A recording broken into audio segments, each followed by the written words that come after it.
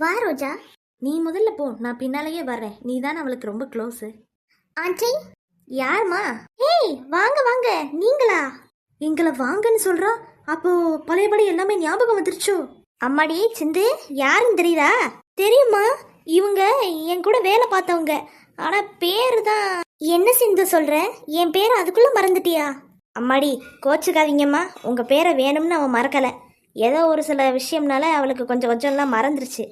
அதையே நீங்க பெருசுப்படுத்தாதீங்க. உட்காருங்க, காஃபி சாப்பிடுங்க, இருங்க கொண்டு வரேன். ஏம்மா நீங்க? ரோஜா ஆண்டி.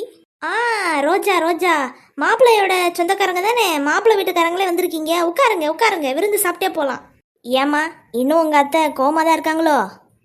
அது வந்து சரி சரி, அதெல்லாம் பிறகு பேசிக்கலாம். உட்காருங்க உட்காருங்க, முதல்ல உங்க ஃப்ரெண்டு கிட்ட பேசுங்க. என் பேரு குண்டுமல்லி பாப்பா. குண்டுமல்லி பாப்பா. எப்படி இருக்க? நல்லா இருக்கியா? நாங்க ரொம்ப நல்லா இருக்கோம் சிந்து. நீ எப்படி இருக்க? நாங்க இவளை நல்லா விசாரிக்கலான்னு வந்தா இவ எங்களை நல்லா விசாரிக்கிறாளா? அவ்வளோ தேறிட்டாளா இவ? கோமாலேயே கடந்து தொலைஞ்சிருக்க வேண்டியது தானே. நானும் ரொம்ப நல்லா இருக்கேன். சரி, எதுக்கு நீங்களாம் என்னை இத்தனை நாள் பார்க்கவே வரல? ப்ராஜெக்டை சப்மிட் பண்ணுற டேட் வந்துருச்சு சிந்து. அதனால தான் அதில் அப்படியே கொஞ்சம் பிஸியாக இருந்துட்டோம். இனிமே என்ன ரெகுலராக வந்து போயிட்டு இருப்போம். உனக்கு ஒன்று சொல்லவா சிந்து?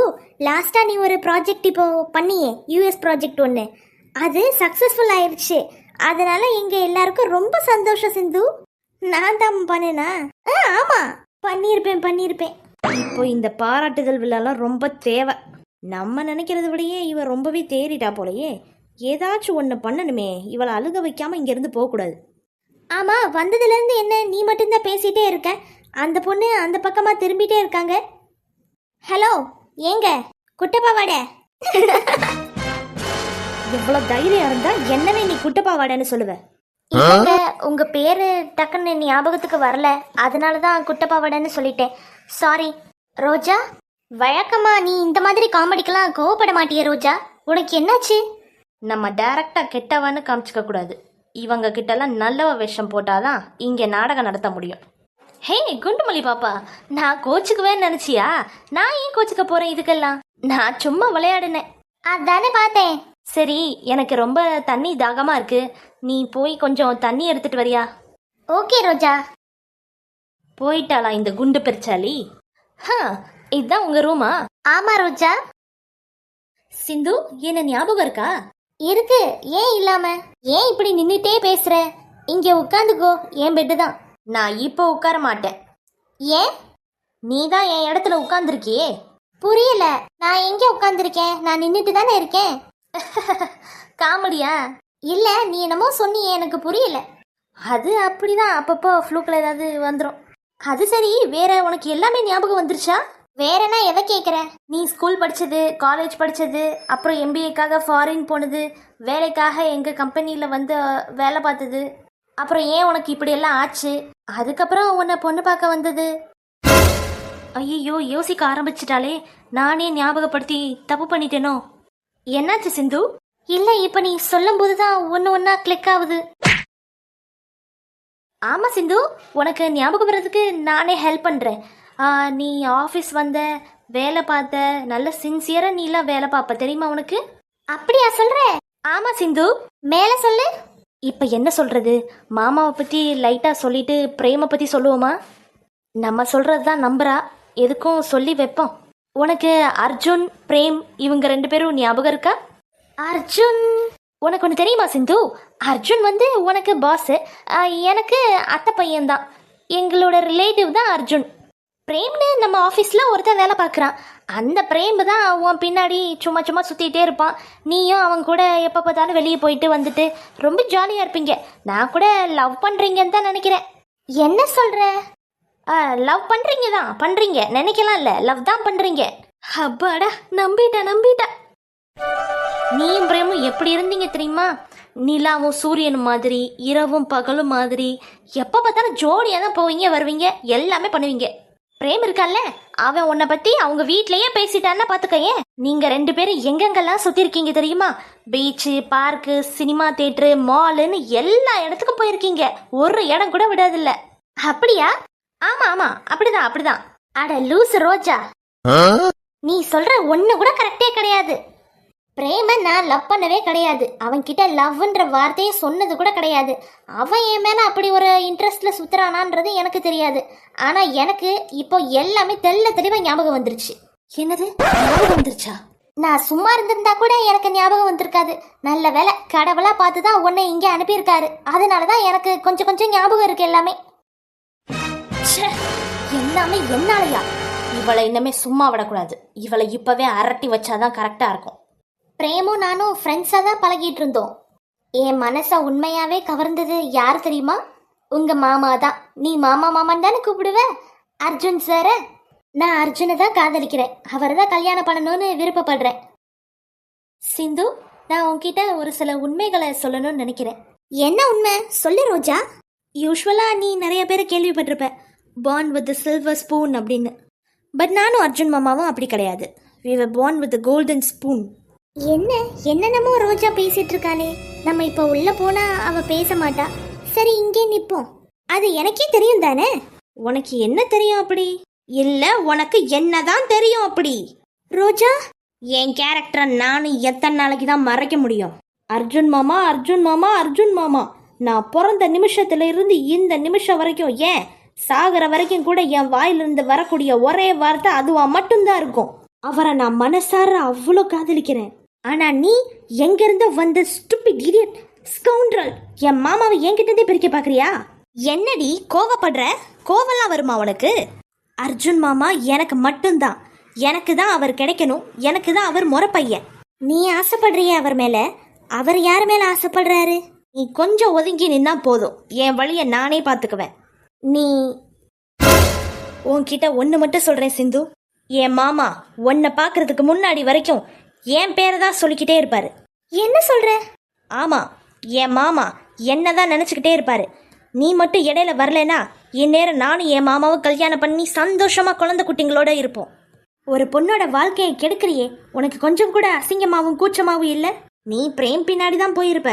ஆனா எதுக்காக என் மாமா பின்னாடி வர்றேன்னு எனக்கு தெரியாமையா இருக்கு? இவ்வளோ சொத்து அந்தஸ்து, எவ்வளோ பெரிய சாம்ராஜ்யம், இது எல்லாத்தையும் தாண்டி என் மாமாவுக்கு சொசைட்டியில் இருக்கக்கூடிய நேமு, இது எல்லாம் உனக்கு கிடைக்கணுன்ற ஒரே பேராசையில தானே நீ என் மாமாவை கல்யாணம் பண்ணிக்கிறேன்னு ஒத்துக்கிற? அப்படியெல்லாம் இல்லை சிந்து, நான் கிளம்புறேன். போறதுக்கு முன்னாடி ஒரே ஒரு விஷயம் நல்லா தீர்க்கமா உன்கிட்ட சொல்லிட்டு போறேன். என் மாமா அவர் உயிரோட இருக்கிற வரைக்கும் அவரோட உயிரும் அவரோட மனசும் அவரையே விரும்பிட்டு இருக்கிற, அவரையே நேசிச்சுட்டு இருக்கிற பொண்ணான எனக்கு மட்டும்தான் அவர் கிடைக்கணும். அப்படி இல்ல, அவர் யாருக்குமே கிடைக்க மாட்டாரு.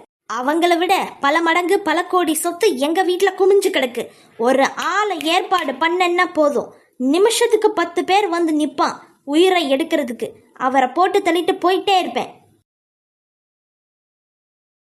அழுடி, நல்ல அழு. நீ கல்யாணம் பண்ணாத, கல்யாணம் பண்ணினா உன் கதையை முடிச்சிருவேன்னு சொல்றதெல்லாம் பழைய காலம். நீ கல்யாணம் பண்ணனா என் மாமா எனக்கு கிடைக்கலன்னு வை, அவர் யாருக்குமே கிடைக்காம பண்ணிடுவேன். அதுதான் இந்த காலம். வேணாம், அப்படியெல்லாம் பண்ணிடாத. என் தகுதி என்ன, என் தராதாரம் என்ன, என்னோட ரேஞ்ச் என்னன்னு தெரியாம நீ பாட்டுக்கு விளையாண்டுட்டு இருக்க. இவ்வளோ நேரம் இவ்வளோ டைம் ஸ்பெண்ட் பண்ணி உங்ககிட்ட பேசணுன்ற அவசியமே எனக்கு கிடையாது. யாரையாவது உங்கள் வீட்டில் சோழியை முடிச்சுட்டு போயிட்டே இருப்பேன்.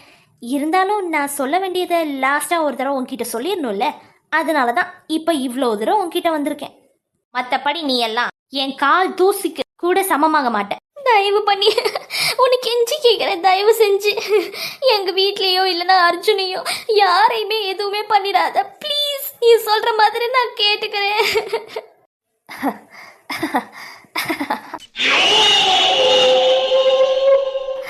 Good girl. You have made a wonderful decision ever. இதை நான் நம்பலாம்ல? அப்போ இன்னொன்று பண்ணு.